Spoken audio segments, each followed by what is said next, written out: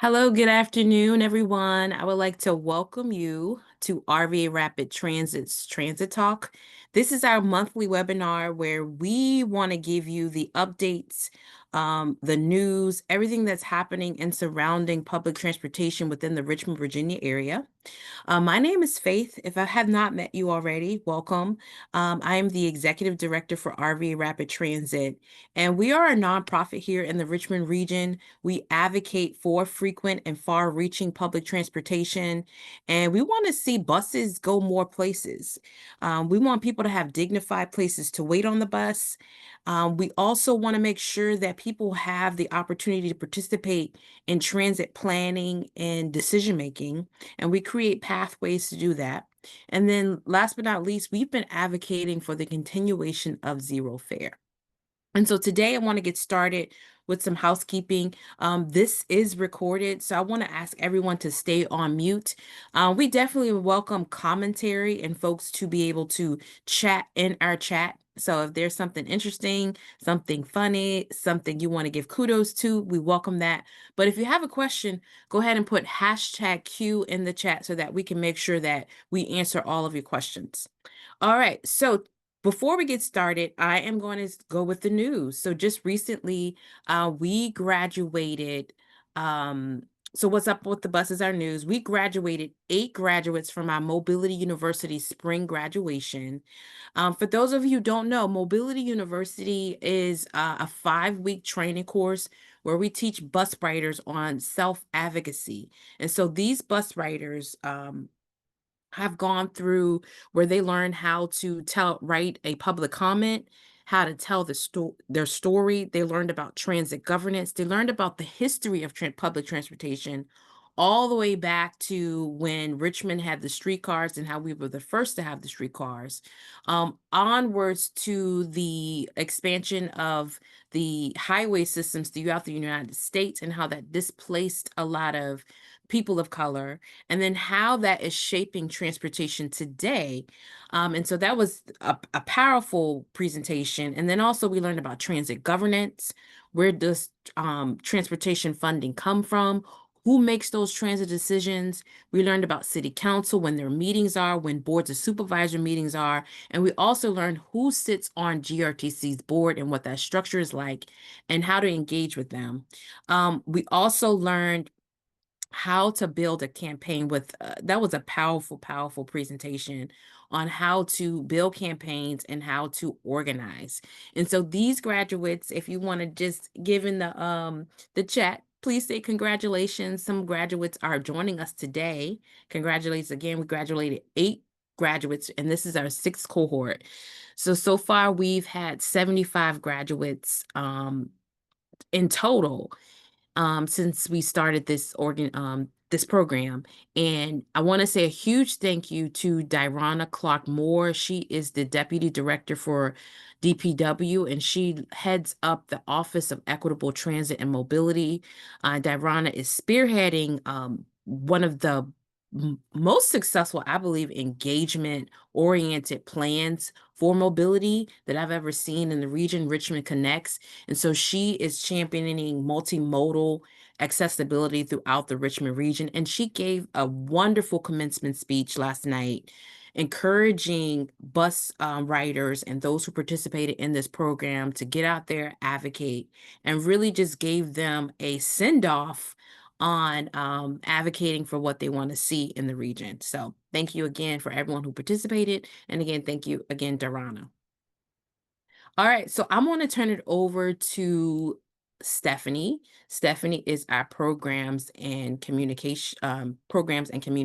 engagement manager, and she's going to take it away with our writer's voice portion and introduce herself and talk about this program. So Stephanie, take it away. Thank you. Thank you, Faith. And welcome, everyone. It's awesome to see you all here. I am Stephanie Power. I've been with RVA Rapid Transit since 2023, and I am just super grateful for the opportunity to do this work alongside Faith. And we have a really amazing group of supporters and transit advocates who have been doing this work for decades. And we are the result of it. And I'd say the movement right now that we are seeing, like fares remaining free, GRTC pushing really to get more benches and shelters installed, is a large part due to the advocacy work that has been growing out of this Richmond region for decades, like I said. So it's really an honor to be part of this work. And right now, I'm going to tee up our Rider's Voice portion. We're doing a smaller version today, just because we've got a lot of room to cover. We're going to actually hear from some of our adopters. And that's one of our programs that I get to manage with RVA Rapid Transit, which is Adopt a Stop. So we'll get into that in a little bit. But first, here, we're going to listen to a comment that we collected from a rider not too long ago out at Willow Lawn. And first here, if you want to see on your screen, this is our rider's voice. We actually have a hotline that we monitor, and it's an account. Basically, you call this number, 804-286-0007. And if you have an experience on the bus, you have a story, whether it's good, bad, or in between, but something that deserves to be shared, something that deserves to be told, either to bring it to light to GRTC's board or just the greater community. You want some recognition, or you want to know that you're not alone in your experience, call this number and share your story, and we will move it on to GRTC's board. And we will also do what we're about to show you. If you can go to the next slide, Faith. We will create what we call an audiogram. And also, so this helps spread the word even more, and it helps build community so that you can see. And for some reason, I'm not seeing the picture there. Maybe when I hit play. So just let me know when Okay. you're ready for me to hit. All right, so we're going to hear from this gentleman and his experience with zero fare and actually being able to get to more job opportunities because of it. So let's hear from him. My name is Joseph Williams. Normally, I take the 14 to get to downtown. I work at a Fast Mart downtown. So yeah, normally I take the 14. I'm on the night. I'm about to get on the 19 now because I'm going to an interview.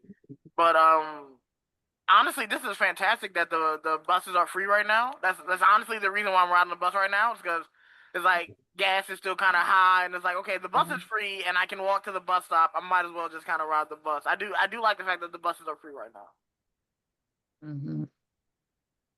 So we hear this from so many people, like the opportunity to even it's about quality of life, right? So the opportunity to even get to your next job, the next job opportunity that might pay you a little bit more, or that might help you take care of your bills a little bit more, and you don't have to My worry name is about. Joseph Williams. Normally I take the 14. Sorry, guys. That's okay. So yeah, you don't have to worry about taking a risk or trying something new. Yeah, something new that's going to help you and your family because the buses are free. It's just amazing that people can have a little bit more freedom and flexibility in how they want to live their lives. Um, so if you want to share your screen again, Faith, we'll go back to the slides, or you're just going to have a little chat with us, actually. Okay, so today's transit talk is called From Litter to Legacy. It's quite a title. I like it. And one of the things that we also, we advocate, of course, for zero fare to stay, and we want to see it remain forever.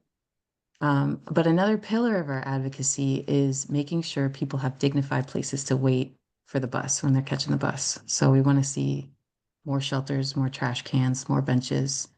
Um, but we don't live in a perfect system, obviously, right? That's kind of how we got here. And so even when we have these more amenities, more infrastructure, more things that help people have a dignified ride, we don't always see, like, the trash cans. Sometimes they overflow. Even if they are there, they're overflowing, right?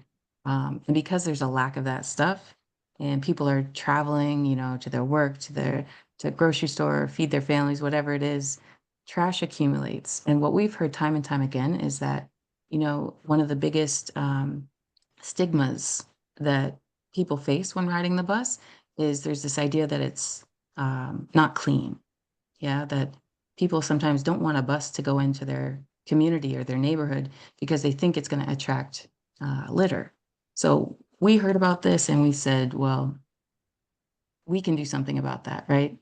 And we can bring the power of community together, and we can shift this narrative. So Faith is going to talk about this program that she created called Adopt a Stop, which is our Better Bus Stops program, and kind of tee us up and let us know about the work that we're doing right now. So go ahead, Faith.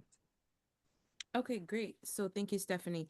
So when this work started back in 2020 during the pandemic, y'all, I was leading the charge in community engagement, and my role was to engage the community. And how do you engage a community when you're on lockdown or there's social distancing? And so we created the writer's voice where people can leave that voice message. So we're still able to engage. And so we did a sticker campaign throughout the region, and we put stickers up all over the bus stops in different areas where people can actually just call in. So that's how that line started. But when folks got a little bit more comfortable with engaging and talking, one of the narratives or things that we continue to get is feedback on being at a bus stop and it not being clean. Like, what can we do about this? Like, okay, how can we solve this issue? And so one of the things that we recognize is that Hampton Roads had an adopt a stop program. And I was like, wow, why don't we have an adopt a stop program? This is definitely something our organization did not do. It was, hey, are we collecting trash now? What is this about? Like, how could so all of these questions were coming up. And so one of the things, we pushed was, hey, why don't we encourage bus riders, adopt or community to clean stops around. And GRTC partnered with us. They thought it was a great idea. At that time, it was GRTC CEO Julie Tim. She's like, wait a minute, we have these little plaques in storage that we're not using right now. What if we put folks' names and their logos on um, different bus stops and give them encouragement? And next thing I know, all right, let's do it. And so we put an ad in the newspaper about the Adopt a Stop program, and we got our first adopter in July of 2021. His name is Bill Betzold, and Bill has become an adopter of the year. He cleans his stops consistently. Excuse me, guys, it's summertime and somebody's knocking on my door. Bear with me one. I can jump in and just share that, yes, Bill. No, Oh, no. Sorry. So summertime, y'all. it's All all right. good.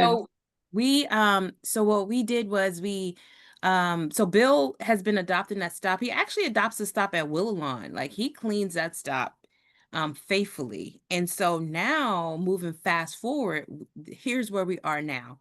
So actually, I'm going to turn it back over to you, Stephanie, because I want you, if you want to give some stats on where we are. We've invited some adopters we want to encourage this. Oh, and I will show this. So a huge part of the issue is, Stephanie hinted on this. I started walking around asking different businesses, like, can we extend bus stops? Can we get bus stops in your area? And a lot of people do not want bus stops in their neighborhoods. Now, is it bus riders who are always dropping trash? No, I don't believe that.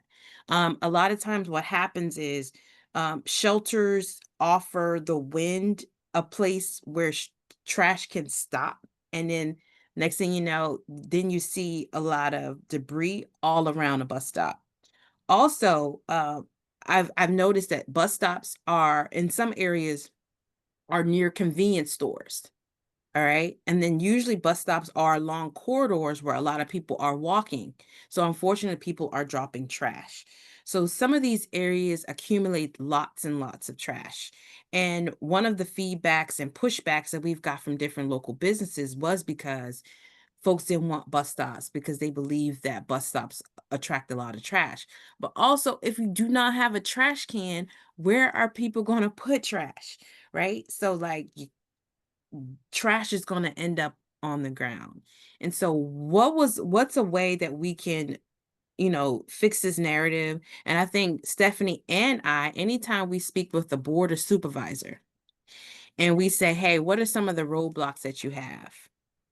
They get calls about stops being riddled with trash, mainly because a lot of stops don't have trash cans, and they're so excited about this program. And we've gotten a lot of support from boards of supervisors, and even just recently, Henrico County awarded RVA Rapid Transit with a $1,500 investment. And we're going to share with you after a little later on what we've decided to do with that, which is exciting.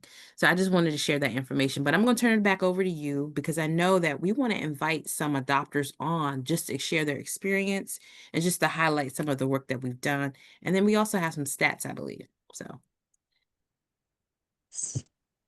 Yes, don't mind me. I'm going to pin a couple of our folks here. And let's see, welcome them on. I'm going to add a pin there. Okay, cool. And Aquila, we're going to get you on here too. All right. So this is our amazing adopters panel for today. And real simple, but we basically wanted to highlight a few folks who are part of this program, whether they're a little bit new or a little more seasoned. I wanted to get just the opportunity to have a little dialogue, a little conversation. We recently hosted an adopters meet and greet. So that's kind of part of the program. We get community members to sign up for a particular bus stop. It could be the one that's closest to your house. It could be the one that's on your way to work, wherever it is, somewhere that you like to go and frequent regularly. And you will basically sign up to take care of that bus stop. And mostly what it means is going, picking up any trash.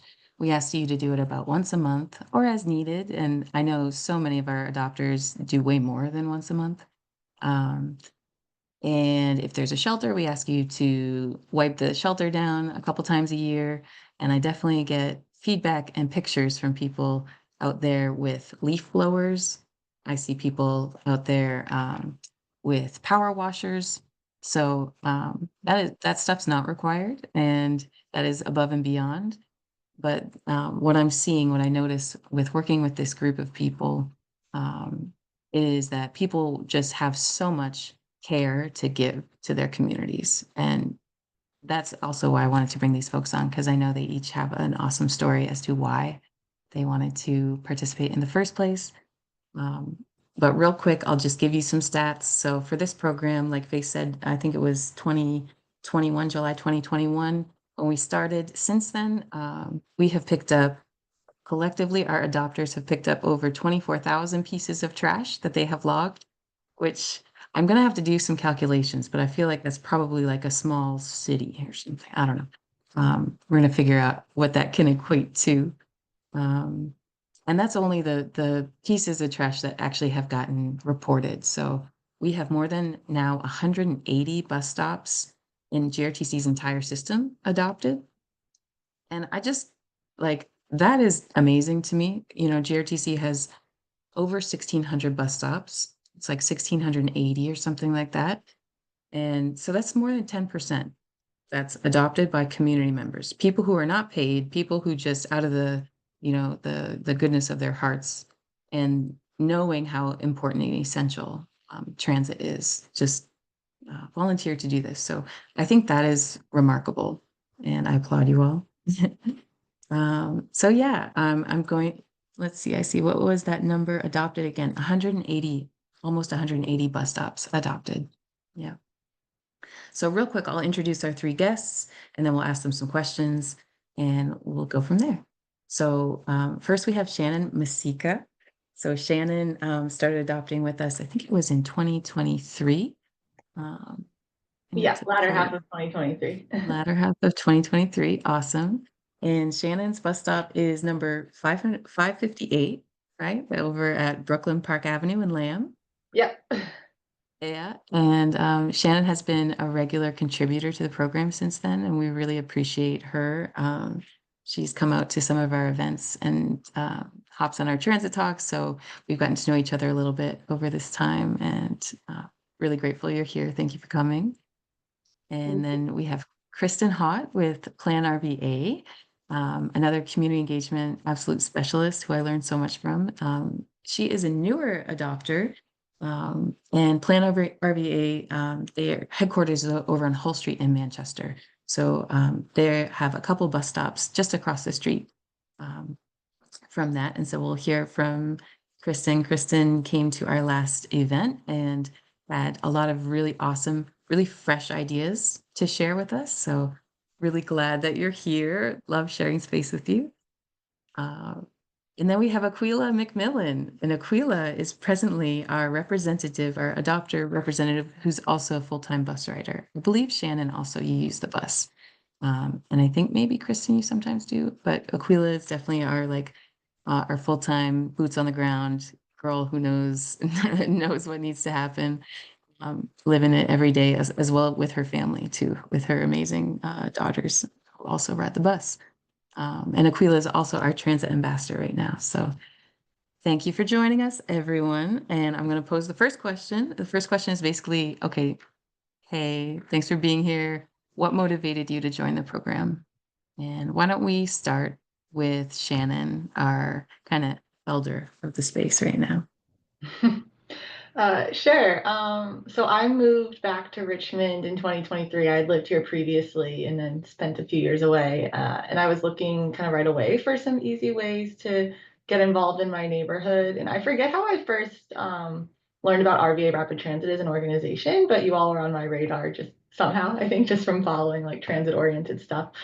And I saw the Adopt a Stop program and I thought, well, that seems like a very easy way, already low lift, to get engaged in my neighborhood. So I chose a stop very close to my house, which has worked out very well because then I also get to clean it more than once a month when I can.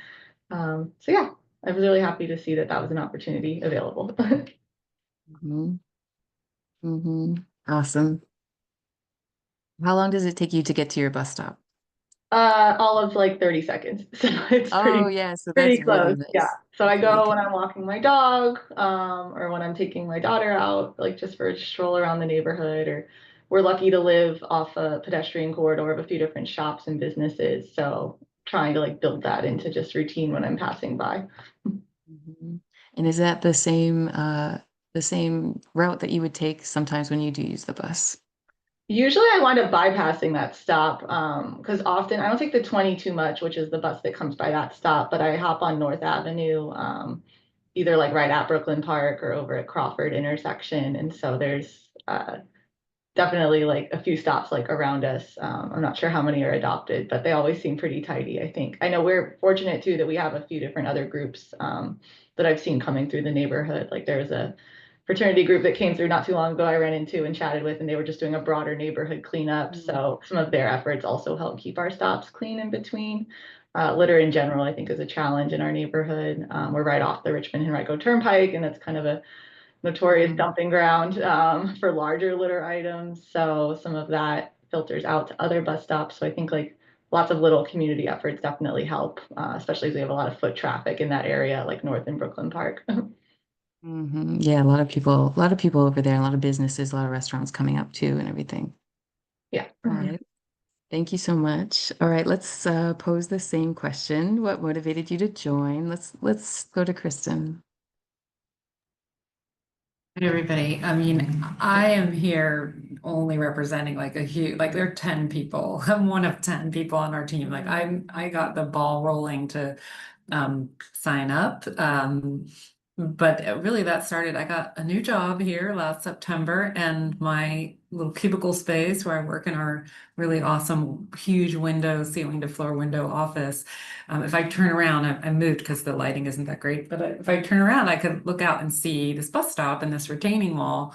And I noticed, that there was a lot of like the soil had eroded so much that most of the dirt was actually out onto the sidewalk in a way that seemed unsafe for people. And so I kept kind of noticing that, and I asked people in the office, like, hey, like, maybe, I asked the who do they come? And I also said, I wonder if we could like go out and do that. What would that look like for us to just go out there and clean it up, right? We have so many people coming to our offices for meetings and it was kind of like, oh yeah, not sure. And then a couple weeks later, it was like totally cleaned up. And I said, oh, I made a call. They were like, what? And I had not. But it was great to see that, that very issue that we were sort of talking about had been addressed. But it didn't answer the question about, like who do we call? I guess would we call the city? Would we call JRTC? I mean, that's not the bus stop, it's the ground. Is it privately owned? And then in working with RVA Rapid Transit, I learned about the bus stop adoption. I was like, there is a way. I'm not a bus rider. I live in the county. I would if there was a bus that I could take, but there isn't. I know there's a little bit of working on that, but not as far out as I am. And so when I raised it as a question in the office, people had said, well, a few years ago, people had talked about doing that, but actually somebody had already adopted the stop. So it just so happened that at the time when I was talking to Stephanie and I went on and found out the numbers. That was really easy to do. And it had just become available. So people do let go of a stop. Don't give up if you happen to find out that there's the stop you want is like someone's already adopted it. Like it could come up. Maybe there's a wait list. And then I shared with everybody, hey, let's just do this one. I'll do it definitely if anyone else wants to do it. And like immediately people just jumped on and we went from like 5 people to 7 people and like 10 people, which means that it's never too much of a burden on any one staff person and people can just go as they want. I created a little like tag for everybody's cubicle because I was like, let's be proud of our work. So like if you're on the team, you get one of these to stick outside that you're like an Adopt a Stop team member, and it has the diary QR code because we want people to Yes. remember like after they do it, like you're not going to wear this out, so but you could. And so we adopted another one, like the one adjacent to our building. So almost both of our stops are visible by people like just turning around and looking. And so now when we come in and we see any piece of trash out there, we're all like, oh, and I've turned around the other day and I was like, what is that drink cup doing out? Like that's my stop. So it's been very interesting. It does not at all feel like anything that I'm sure we could do more, but we're just like trying to take it slow so we don't overcommit. But with 10 people, it's pretty great. So I would encourage you if you have like even friends, like it's just so easy to step forward and say we'll do it. I think the challenging part might be like coordinating who's doing what when but you can go anytime and just submit the report. So it's been really joyous for us as a work community to be doing something like that together. We go outside. Also, a lot of ideas have been percolating while we're doing the actual cleanup we have grabbers here. And it's like, oh, we should have like a sandwich board out to tell the community what we're doing so that they know like this is just something you could do too. So we've talked about like how do we make our own thing and let people know when we go out there what we're doing. Anyway, Yes, I could go this is what I on. It's mean. really great. It's really great. Yes. No, I love that. Thank you so much for sharing that. Those stickers are amazing. And you said they're stickers? Yeah, amazing. I could see No, you it's just making a it's like laminated. It's like I okay, laminated and then okay. you just stick it with tape.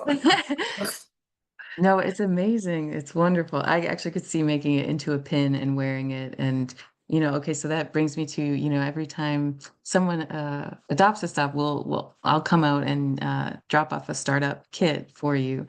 And, it consists of a bucket, a couple vests, like high visibility, those yellow highlighter vests, so that because you are going to be right on the sidewalk, we want to make sure that we're really, really visible and safe, and then some gloves and a bucket, right? So to somewhere to put your trash, so we're not using trash bags and maybe making more garbage that way. um, but this is a wonderful idea too. And so I just have been starting to play with, yeah, I can also put some things in, like you said, like things, that a little sign that you could post up while you are doing your good work of cleaning the bus stop, and people are passing by and they're looking, they're like, what are those folks doing? And anytime you're wearing one of those high visibility vests, of course, people notice you too. So I love this. And then, yeah, I wanted to say too, like Kristen said, she's part of a 10-person team. at her office doing this work. Shannon, I know, has a daughter, and so she's a small family herself. But we have all types of folks who adopt us off. So we've got single people, we've got partnered people, we've got people with many kids. We have organizations like a kickball crew, or other nonprofits like Sunrise RVA is an adopter. Keep Virginia Cozy is an adopter. They actually adopt every single bus stop in Carytown. And then churches, we have a lot of church organizations who come out and do the work too, kind of as a congregation, and share the work differently. So there are lots of different ways to do it. And yeah, thank you, Kristen, so much for bringing your new ideas and the enthusiasm, leading the charge at Plan RVA. So Aquila, why don't we have you come on and share a little bit about what you were hoping to get out of the program, why you wanted to adopt the stop you did, and yeah, how it's going for you. Hello, everyone. I'm Aquila McMillan. I started working for RVA Rapid Transit in March. So being around Stephanie and Faith and seeing all the work they're doing was really inspiring to me. I came in around the time of the Adopt a Stop due to, Earth Day stuff. So I was outside doing outreach with Stephanie, hearing about it. And I just kept saying, you know what, I think I might want to do that. And so I was talking with the kids about it. And then we actually had an event at Plan RVA, and I was talking to Kristen about it too. She was saying she adopted a stop. And I was just like, I think that would be something we should do. So we did it. And Stephanie came and brought us our package. And we went out there and cleaned the bus stop. I have to get great at paperwork and putting my stuff in there. I'm going to do better, Stephanie, I promise. I got a lot of kids over here. But yeah, it was very great. I do the bus stop right here at Broad and Lombardi Kroger's in front of the U-Haul, and it's been really nice. We went out and cleaned it the first time, and it got a little messy, but Faith helped me reach out to the Department of Public Works, and they came right up and they picked up all the trash, because there's a lot of trash and TVs and stuff out there. So they came in a timely fashion, picked everything up. And it's been looking really good out there, and I really like it. I also wish that I could do more for the bus stop, because it's just like a bench, So I'm just always like, oh, we should do something. I don't know what to do yet. We got thoughts in our head, but it was something that I really wanted to do because I wanted to be a part of the community. We've been here for 3 years now, and I just really wanted to do something to make us feel a part of the community. So I really like it. Do you want to give us like for folks who don't ride the bus as much, give us your insider perspective. Just what does it mean to you when you're waiting for the stop, waiting at a stop when it Any stop or my stop? Any stop, just like in your experience, like, can you think of a time when it really changed how you felt about riding the bus because of the environment that you were in, or like because of maybe the stop? Like, I know your stop that you adopted, it's right beside the U-Haul, like you said. And so, we go by there quite a bit, and there's all number of things there. Like trash, like for a long, long line down the road. And it's a really populated spot. So a lot of riders are using, a lot of folks are sitting there waiting there. I'm just wondering, like, the difference that you notice when a stop is clean, obviously, or you use maybe one of the Pulse station buses, which tend to be a little brighter, a little cleaner, a little crisper. Curious about that. Well, that's definitely one difference. Of course, the Pulse stops are a little cleaner. Well, not always. Not always. They get a little messy too. They just clean them more frequently. My stop, that's the stop I take the most, for the 14. When it's clean, I've noticed, like when we cleaned it, people come and they're sitting on the bench. Usually when it's dirty, they're like sitting in front of the U-Haul or sitting on the truck. So that was something that I noticed, because I don't even sit on the bench when I go over there before I adopted, because it used to be like dirty. So that was something I noticed, just people going outside, sitting out there. The other bus stops, I haven't really had no bad experiences with the bus as of yet. The buses are getting a little messy now, but that's to be expected. The bus stops have pretty much been okay. There's some places I take where there's just no bus stop, no bench, no shelter. So that's something I would definitely hope, which I know GRTC is working on it. So we just got to be patient. But My experience has been pretty good. I love riding the bus. I love that it's free.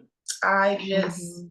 I would love for more bus stops, better bus stops, so that way even people that drive, if you have a bus stop right by you, it's clean, it's nice, the bus runs frequently, you might be more inclined to just hop on the bus. I keep saying when I do get another car, I'm probably still gonna take the bus because I'm right on all these bus lines. So I enjoy it. Mhm. Yeah, and I think what you said too about people maybe just shifting the way that they behave when they're waiting for the Mm-hmm. bus, like if it's clean or if it's not clean, like maybe they'll sit on the bench if it's clean, if it's like a kind of a safe looking space. I've noticed that too when it gets really, really hot. Yeah. People, right? People will not wait, will not sit down on the bench because the Mm-hmm. bench literally will burn their skin, Yeah. will burn their bum. So they will maybe like walk across the street to wait underneath the shade of a tree if one is there, or they'll walk around the corner to the Mm-hmm. nearest like overhang from a building or something like that, or if there's like a building they can go into to wait in the AC. I feel So like they like it. Even when we were out there the first time cleaning up, I had my daughter and her friends out there, and there were people out there, but we were picking up stuff. So they were, oh, I got this paper or this cup, instead of just throwing it down, Mhm, which the trash is full, so they probably would have just threw it down. So I appreciated that. And I feel like mhm. once people see us around here all the time, so they don't really know we have the bus stop yet. But once they see us out there more frequently, maybe they will help too. And like, oh, we see them girls all the time, but let's keep the bus stop clean. You can hope with the public, you can hope. Yeah, yeah, yeah. All right. Thank you, Aquila.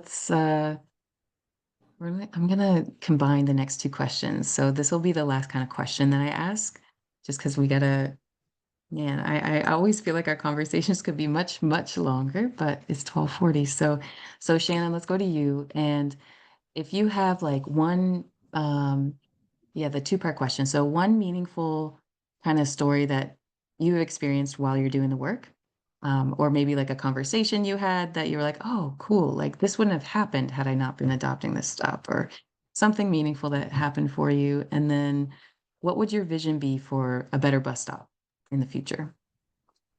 Yeah, I think these are, for me, questions are kind of tied into each other anyway. Often, like when I'm cleaning my stop, it's just me out there and, me, my dog, me and my child, whoever, but I don't really encounter too many folks asking me what's going on. But what has been interesting is the conversations kind of outside of cleaning when I tell people, like, oh, I'm doing this, just neighbors, or it comes up in conversation because it's more than just about cleaning the bus, I guess, in terms of destigmatizing public transit and like telling people why I do this. It's not just because I want to like have a clean neighborhood, but I also like want to ride the bus, and I love that it's zero fare right now because that's already like one hurdle for a bunch of people. And I like, between my stints living in Richmond, I lived in Germany, and everyone rides the bus there, but it's because they've invested in it. Their infrastructure is also different. We could talk for a long time about that.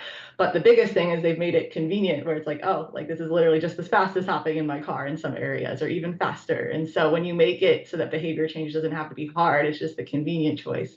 So that's kind of like my vision for public transit as a whole. But for bus stops, definitely I appreciate the dignified places to wait, like that being a central pillar of what RVA Rapid Transit does. The bus stop I clean has no bench, no shelter. Thankfully, there is kind of like a random concrete abutment from where there used to be a house that people can lean on, and there is a tree for shade, which is already like an improvement. It's right across from community high school, so on the other side, folks could also kind of like lean in the shade of the building or the trees there. But we have a lot of elderly folks in the neighborhood, like who also rely on the bus, like for various reasons. And so, folks also who have limited mobility. So I think having benches, at least at a minimum, if not also covered shelter, is really important.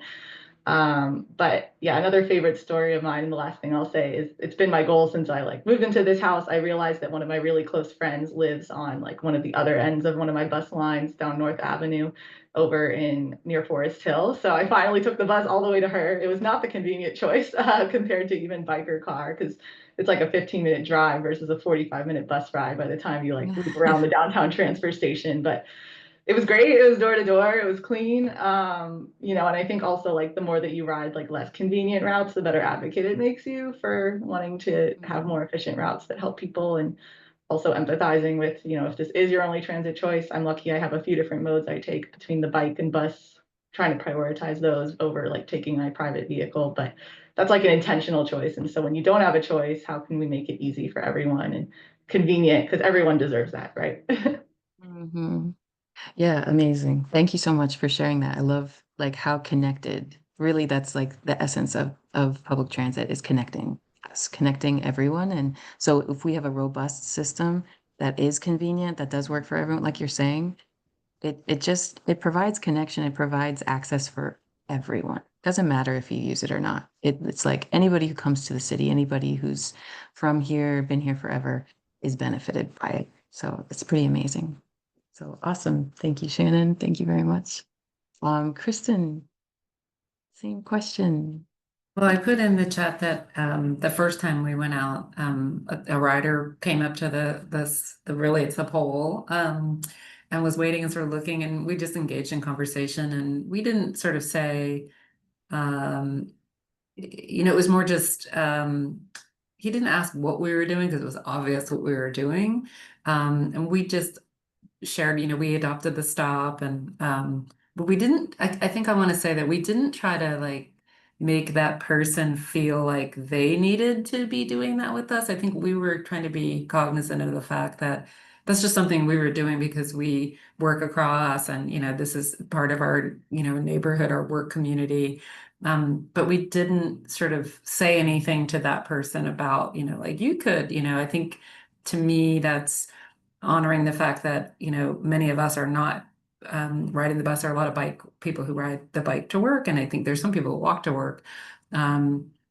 But that our role as the planning commission, I think, is also to serve the community, and so in that role, we're extending that. So it's really helping, I think, for us to be contributing to the neighborhood that we this is an older neighborhood that has had a lot more residential development in the last several years. So it's pretty new for I think a lot of people to be walking and going to shops and restaurants and things on this part of Hull Street.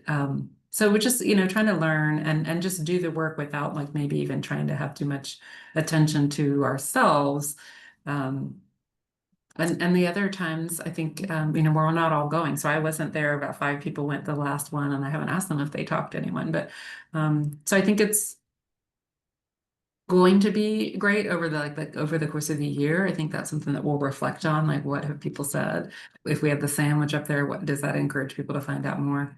But because of our role as Plan RVA in the region, we absolutely care about connectivity and access and equity for multimodal users. Shannon, you're a multimodal user, right?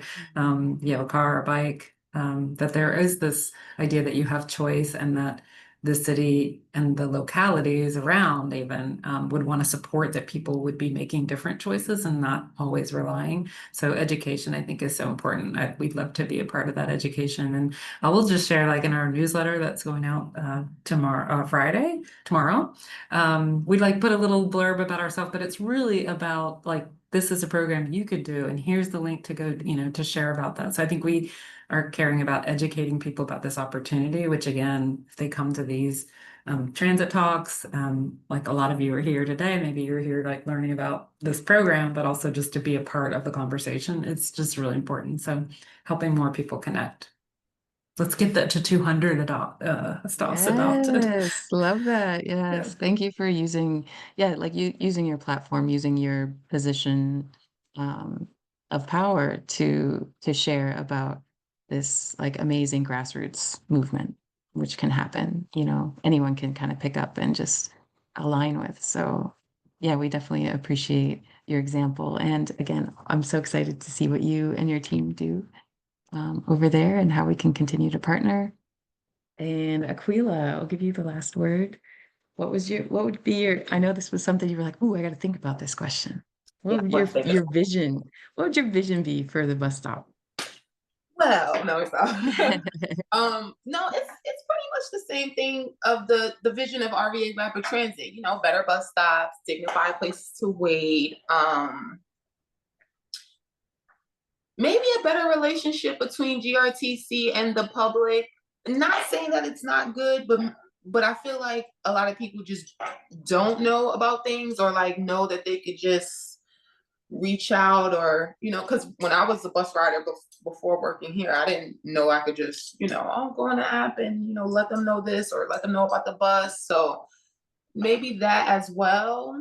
um but other than that, everything seems to be going okay. I don't really have a big network because I don't really know a lot of people out there, so I just kind of like learn things, and just like I got bought to this job, just hope that I'll be bought into the people that need to hear about it and that want to do something in their neighborhood. I talk to people frequently, but not really about this. When people see us outside, they always talk to me about the bus, but not about the cleaning. So I'm hoping to see some more of that when I'm outside. Maybe people want to do something.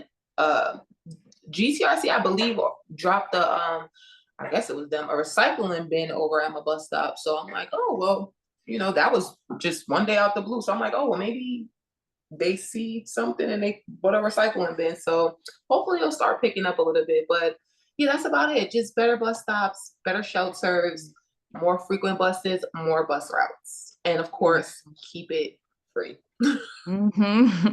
Yeah, of course. We definitely want that. All right. Thank you so much. Yeah, more transparency with GRTC. Faith, are you there? Can you pull up Yes. the slides again? So, yeah, amazing conversation. Thank you all for coming. I want to share a little bit more information, just some quick nuts and bolts of the program and how you can get involved. I see Austin, you're on here too. I should have given you a shout out. Austin recently signed up to be an adopter, and I think I just dropped off a kit for you, a starter kit. You got it. Heck yeah. So welcome to the program. We're glad to have you. So this is just a little extra information. If you're maybe watching this as a recording and you're like, okay, tell me more, tell me everything in one place. Where do I go from here? How do I sign up?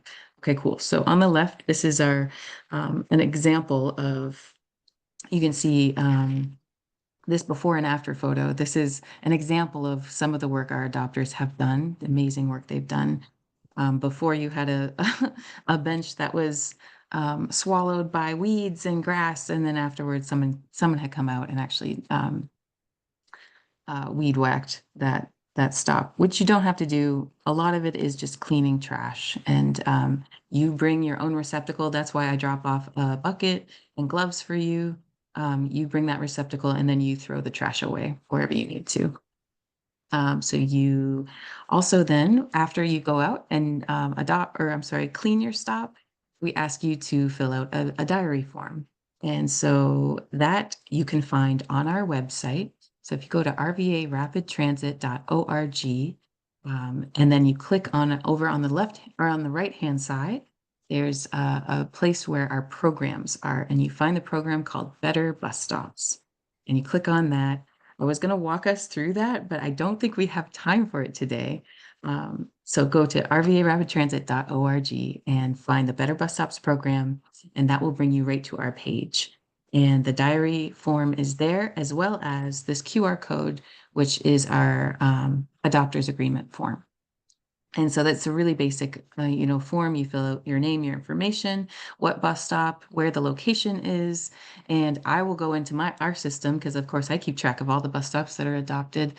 I'll let you know whether it's available to adopt, and I'll let you also know how many riders typically use the stop on an average day.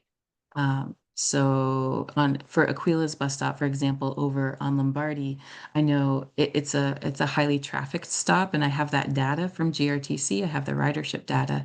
And so I'll let you know, okay, so on an average, 50 people are getting on the bus there a day, and 65 people get off the bus there a day. So it's a place of high impact. So you're making a big difference when a lot of people are using that stop.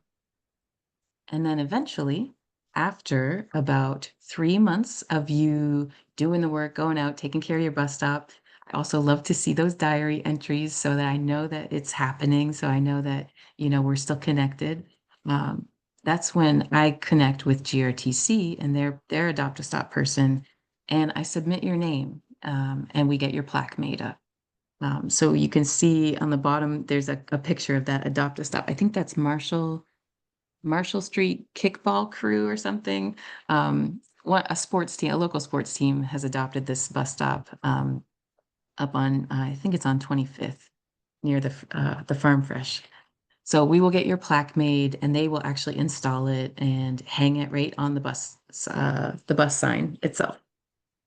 And then so these photos on the right-hand side, we love to celebrate your good work. We have a couple events a year where we just kind of have some snacks, some drinks, talk about stuff. We update you on some information that GRTC is working on or other ways that you can get involved. But also we just love to come together because there's always amazing inspiration that's shared.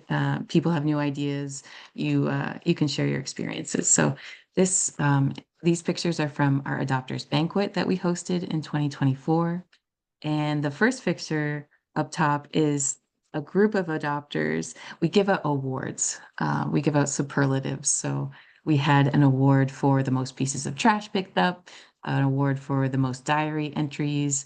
We had the OG award, meaning someone who like has been with us since day one, basically. And we also had the best small business award. Um, and yeah, and we had a couple other nonprofits come out. So it's kind of a big celebration of community that night. So we had a couple other nonprofits come out who also do very good work of keeping the environment clean and how we can kind of combine our efforts there. And so if we go to the next slide, I think that's all, but we have a wonderful announcement. Faith, did you want to come on for this one? Oh, can you see it? Yeah. Oh, okay, yeah. So save the date, guys. We're doing our second annual banquet, adopters banquet, on August 21st at 6 p.m. at the Eastern Henrico Recreation Center. So Henrico County, we got awarded their Heart Grant.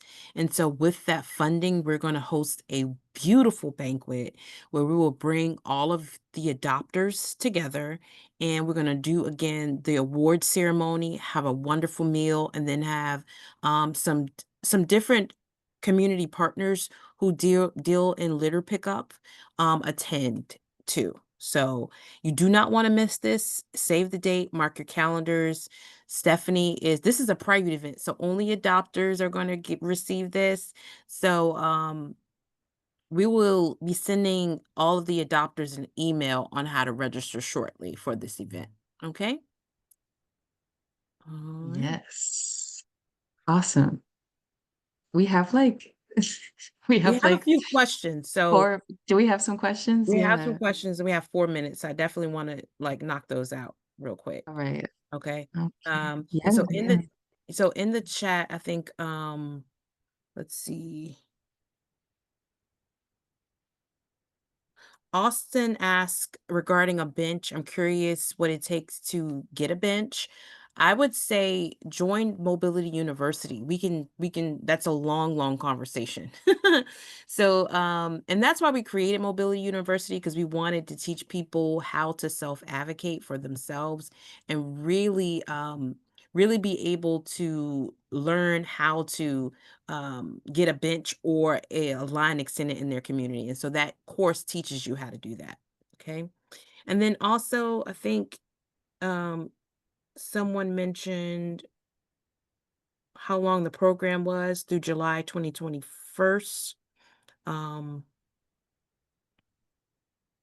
and then also, has anyone planted flowers? Somebody asked me recently about wanting to plant a flower during our last blitz. Um, you can plant a flower. Look, just be okay with Mm. it being pulled up.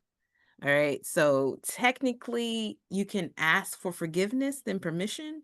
So, I don't have the authority to say that you can plant a flower, but it's your community. So, um, Mhm. have at it. Yeah, and I'll say the same thing is true for benches. We have Yeah. folks who just like I was speaking to someone just yesterday who said her neighbor went on Amazon and bought a metal bench and put it out there.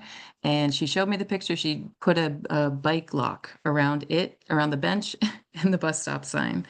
And again, it's not exactly the way to do it. It could be taken, like the city could come by and clean that up, so to say. Um, but they also might just leave it, right? And so it's kind of a weird gray area. Yeah, I've seen gorilla benches set up all Yeah. along Laburnum Avenue in Yes. in Henrico County. Somebody has placed them. Technically, because, and I want to give the warning, the reason why they're removed is because the fear of something being thrown in the middle of the road or being blown away and hurting someone. Generally, benches and things should be bolted down to the ground to eliminate injury or risk of injury. And so in the past, someone has, put benches there and they have been taken up, and that's why. But I've seen them. Mm-hmm. Yeah. So we appreciate people who are just making something happen. Um, Yes. You see something, do something. I yeah, they're appreciate doing that something. And attitude. they're really just not waiting around. And so where does GRCC get their ridership data per stop? Do you have a quick response on that? It's not quick, but they're constantly taking that type of data. They do ridership surveys about, what is it, once every 3 or 4 years, like to really go deep into it. But then they also hire consultants. They work with Kimley Horn a lot. I don't know if you've heard of them, but they also adopt a stop. Shout out to Kimley Horn. Yeah. Um, but they have been going around to actually every single bus stop in GRTC's system to gather information about not just ridership, but ADA compliance. So they've been working on that for the last couple of years. So it's kind of an ongoing thing. And I will say in the chat, I put a link to GRTC's website that's about their essential transit infrastructure plan, the ETI plan.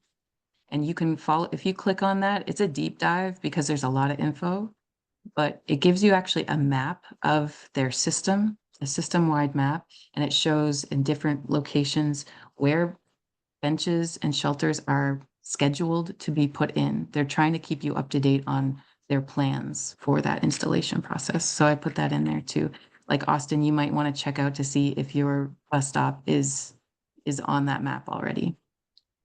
And also they have a counter on the bus. So when people go in and off that bus, it counts people leaving and going in. So that's another simple way that they're tracking boardings and people getting off per day.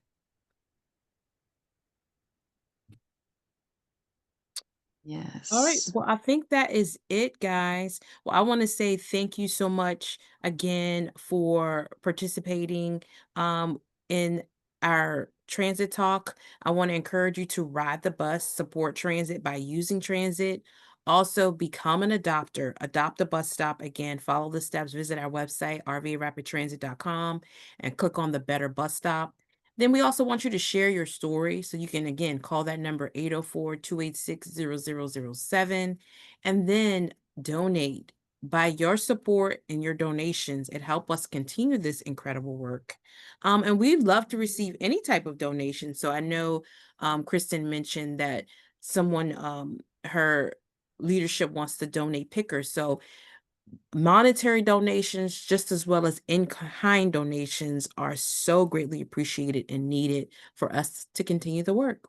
So thank you, and we appreciate you. And until next time, ride the bus, y'all. Thanks, everyone. Bye.